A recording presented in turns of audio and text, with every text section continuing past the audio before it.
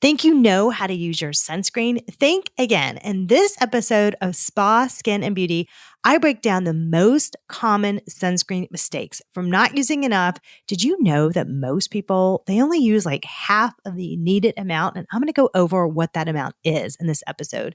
To forgetting those easy to miss spots like your ears and lips. Plus, find out why your makeup with SPF, y'all, it just isn't cutting it. And the best way to measure your sunscreen and how to use those UV apps to protect your skin smarter. If you want to keep your skin glowing and protected, you can't miss this. Tune in right now and get ready to upgrade your skin protection game. Welcome to the Spa, Skin, and Beauty Podcast. Struggling with wrinkles, dark spots, or an overwhelming skincare routine? I'm Lindsay, an esthetician who has found a simple skincare routine for clear, youthful skin, even in my 40s. In this podcast, I'll share quick, easy, non-toxic solutions to help you love your skin and stay motivated. So grab your products, press play, and let's transform your skin. Hey friends, welcome back to the Spa, Skin, and Beauty Podcast. Thank you so much for joining me today. I am privileged that you are listening. I'm your host, Lindsay, licensed esthetician and skincare coach. And today we're talking about something I'm extremely passionate about, and that is sunscreen. And, we talked about it, my favorite sunscreens last week, right? So I thought, let's do something, a deeper dive into sunscreen. So I'm doing this, what we're talking about, a two-part series, which is sunscreen mistakes you're probably making. You may not be, but I'm just going to go over these and see if you are, okay? So you might think you're using correctly, but many of us are making small mistakes that actually lower our protection. And what that does, unfortunately, it speeds up the aging process and it increases your risk of skin cancer. So in this episode, we'll talk about the top sunscreen mistakes backed by research plus some pro-level tips that can help you apply it the right way every time. So we're going to dive into that. Keep in mind, remember, I absolutely love the sun. Vitamin D is our friend, but there is a way that we need to use it responsibly. So I do believe in sun, but we have to do it responsibly. First of all, before we get into the mistakes, I do want to share this. Skincare is more common than you think. So this is why this matters. So just think about this.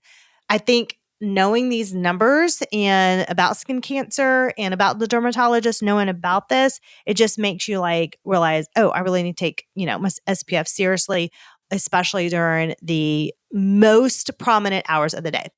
1 in 5 Americans will develop skincare in their lifetime. I just feel like that statistic is a lot, right? Over 5 million cases are diagnosed every year in the US, but most of them, this is the good part, they are totally preventable. This is why I'm going to talk about sunscreen so often. It's not just about beauty, it's about long-term health and skin longevity.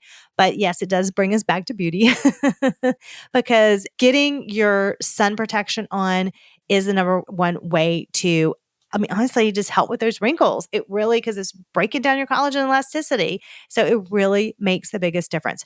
Also, go to dermatologists once a year. Only about 15 million people visit a dermatologist annually. And honestly, that number should be so much higher. So what I personally do, I schedule my annual skin check in the late fall because if anything needs to be biopsied or removed, it gives me that healing time when I'm not outdoors as much. And I'm talking about late fall, not early fall, late fall.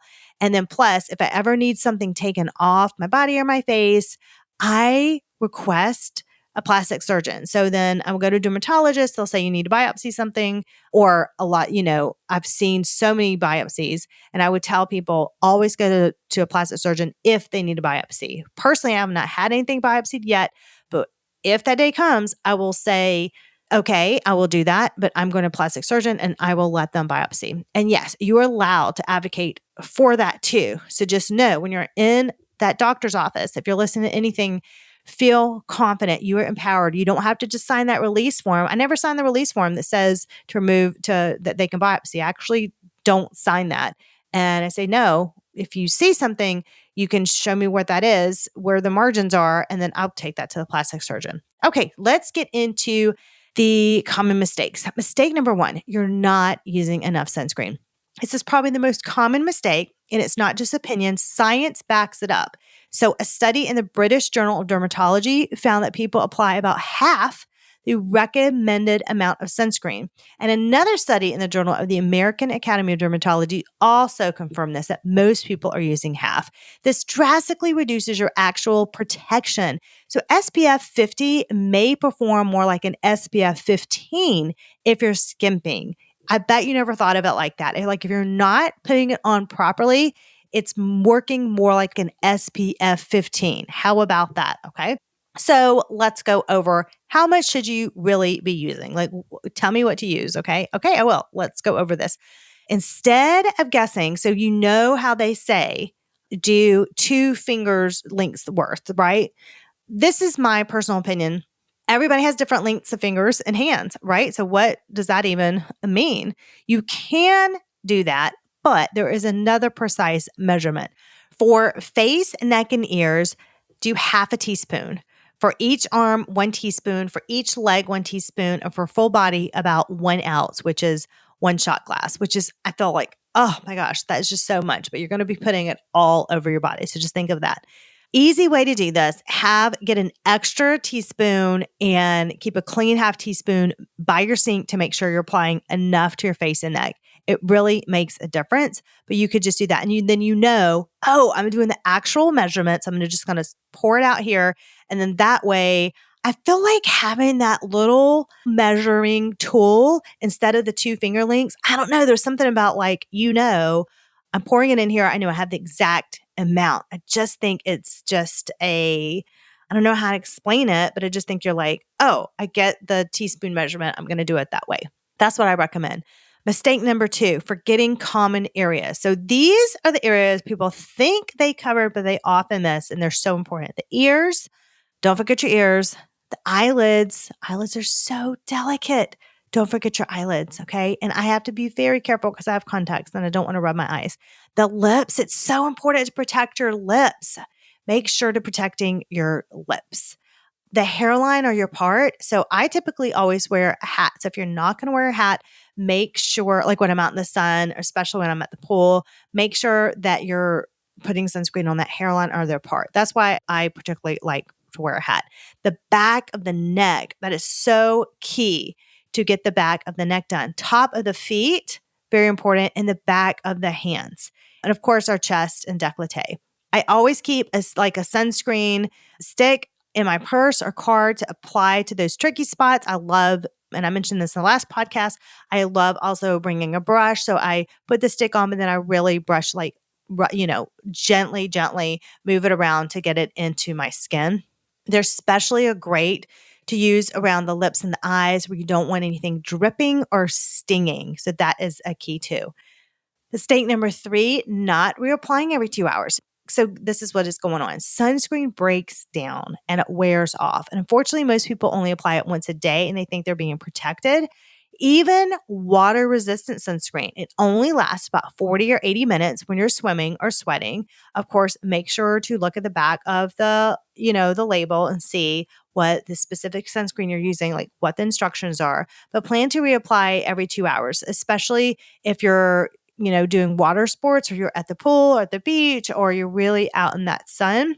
Just apply. Even if you're like running errands all day or you're sitting in like a really bright sunroom. I necessarily wouldn't do that if I'm inside my house, but if I was like going to be near a window all day, I definitely would do that. Now, here is a question. I wonder if you've ever thought about this. If the original sunscreen only lasts 40 to 80 minutes, why do we recommend SPF mist or powders for touch-ups? Because you'll say, oh, just touch up your sunscreen. Well, aren't you thinking, well, wait a minute, if the original sunscreen only lasts that, why wouldn't I have to reapply the original one? Why could I just do a SPF mist or a powder to touch it up? This is key to understanding this part. Your initial sunscreen application is a full protective layer. It's usually a thick, even coat, okay? The 40 to 80 minute water resistance tells you how long the sunscreen remains effective when exposed to water or sweat. But after that, the protection starts to fade or rub off. But you can do like one of those SPF mist or powders. I do not use aerosol, so make sure it's just like a pump. or a powder. And those are designed to be applied on top of makeup and provide a quick, convenient boost of SPF during the day without washing your face again. So what those products are doing, while the products, they do not replace a full thick coat, they help maintain protection between the applications. So really think of those mists and those powders as maintenance layers. They're great for topping up that SPF throughout the day, especially when you're wearing like makeup or on the go. But when you can, do obviously reapply your sunscreen full application. But we are not going to be doing that in the middle of the day. We're not going to be getting our sunscreen and reapplying a full thing unless we're at the beach or the pool. So that's why those SPF and powders that we're using, we are just maintaining that protection and we are boosting that original formula that was on the skin. Okay, hey, it's Lindsay. Quick pause in this episode. If you're listening to this and you're realizing, oh my gosh, I've totally been making these sunscreen mistakes, don't worry. That's exactly what I'm here for. I help women with their skin in my skincare coaching sessions. I offer 30-minute personalized skincare coaching because everybody is so different. But this is personalized. It's completely focused on a no Botox, skin first approach. We go over your current routine, tweak what's not working, and I'll show you exactly how to protect, repair, and glow without needing injectables. If you're ready for a custom plan tailored just for your skin, head to lindsayholder.com/coaching to book your session. So let's make sure your SPF and your entire routine is working with you, not against you. Okay, back to the episode. All right. Peak UV hours and how to plan smarter. UVA exposure is not the same all day. So the most intense rays, just remember they are between 10 a.m. and 4 p.m., even on cloudy days. I actually personally think that they're still going on past 4 p.m. I know that that's the literature, 10 a.m. before and to 4 p.m. But it's still strong at 5 o'clock to me. So I'm even going past that. And I start to get more comfortable around 6. And I'm talking in the summer, like the summer hours. Okay. So that is why I really recommend to check your local UV index before planning outdoor activities. So try some free apps like UV Lens. That's a free one. EPA's UV index. And I'm looking on my phone right now. The one that I use all the time, UV index widget worldwide, tracks sun exposure and vitamin D. And so I use that. Do not pay for it. I use the free version of that, but that's a great one. I've used that for years. So I really like that one. But I gave you a couple of other options too. Or you can even just, if you don't want another app, you can really honestly even ask your phone assistant, what's the UV index today? And then you'll get it. But I like the app because I can easily go to it and boom, I know exactly what the UV is. So just do that. I say 2 or higher, definitely wear protection. I'm even like, yeah, so definitely 2 or higher. Sometimes I'm like, ooh, it's a little bit over 1. It's like 1.5. I'm wearing protection. And now if it's an 8 or above, oh my goodness, limit your sun exposure. I would even say even lower than that, limit your sun exposure and layer up with not just sunscreen, wide brimmed hat, sunglasses, sun protective clothing. I don't know. I don't know if I'd even go out if it's above that. That's a little high. Like, where is the umbrella at that point? Here's mistake number 4. It's honestly not reading the label. So sunscreen labels are not just like boring fine print. They're critical information. And hands up, I have a question for you. Honestly, this is an honest question. Have you ever read your sunscreen print? Have you ever read the instructions on the back? Or let me also ask you, maybe you have like read 1 or 2, but have you read your recent one? Like the last sunscreen that you got, bottle that you got, have you read the back of those instructions or did you just start putting it on? That's what you want to do. You really want to read because every product is so different. You want to look at things like broad spectrum protection that covers UVA aging and UVB rays, okay? Water resistance, make sure that if you're swimming, it's water resistant 40 minutes or 80 minutes if you're swimming or working out. And the expiration date. Sunscreens do expire. And if you cannot find a date on your sunscreen bottle, toss it out. If it smells strange, toss it out. And if the texture is off, toss it out. It's just not worth it. There's two types of sunscreen that I wanted just to go over that you may not know about. There's mineral and there's chemical. The difference is this: mineral, that's going to work immediately. That is your zinc oxide, which I prefer. And you also have your titanium dioxide, but I like the zinc oxide better. That works immediately. So you can apply it and you can go out. I like the mineral because it just stays on top of the skin. There's also chemical, not the biggest fan of that because it's going, the skin is our largest organ and I don't want chemicals in my body. That one is the one that says it needs 15 to 20 minutes to activate before sun exposure. That is the one that usually includes your avobenzone and your octinoxate and all those others. So just remember that with your chemicals. Mistake number 5, relying on makeup with SPF. I know you want your SPF to be in your makeup and you're good. But think about this. People think that their foundation, their tinted moisturizer with SPF is doing all the work, but you're not putting on enough of that tinted moisturizer or that foundation, right? So are you putting on that amount that just with the sunscreen part? According to dermatologists and studies published in the Journal of the American Academy of Dermatology, SPF testing is done using 2 milligrams of product per square centimeter of skin. So what does that mean? But in real life, most of us only apply a fraction of that, especially when it comes to foundation or like a BB cream or SPF, tinted moisturizer. What does that mean, right? You would have to apply 6 to 7 times more foundation than you probably do now to get the protection listed on the label. That is going to make you look so thick and cakey. And let's be honest, no one is going to do that. So what do we have to do? We have to, SPF in makeup is a great bonus layer, okay, but it's not enough to protect your skin. So you're going to want to have to apply that dedicated facial sunscreen first, and then you're going to layer your SPF on top of that. That really is the best way to maintain some protection and then just look polished. Again, if I'm just inside, I admit I only do SPF tinted, but I'm talking about when we're going out for the day. So I wanted just to do a quick recap. So we're just going to bring it all together. Let's recap it because I know I went over a lot. And some of these things, I'm hoping that you haven't heard this for like some of these things, at least one of these you're hearing for the first time. Apply half a teaspoon to your face, neck, and a full ounce for your body.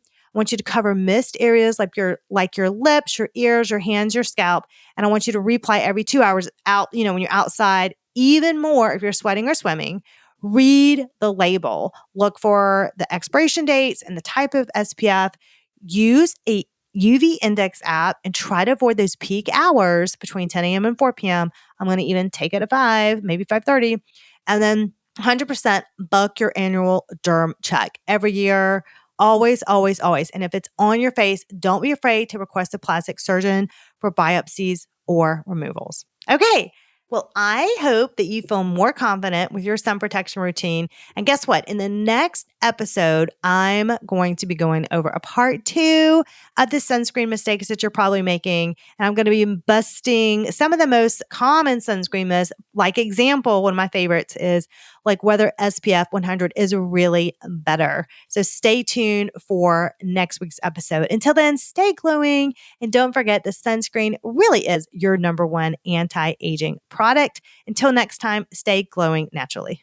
Keep the momentum going inside the Lapree Beauty app, your free go-to skincare guide created by me, a licensed esthetician of over 15 years.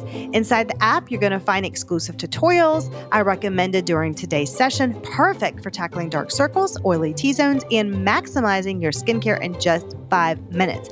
Plus, I've reviewed some of the budget-friendly products we talked about so you can shop smarter and feel confident about what's going on with your skin. Download the Lapree Beauty app on the App Store or Google Play to access expert-backed videos, trusted product tips, and bonus content from today's episode. Your skin coach is now right in your pocket.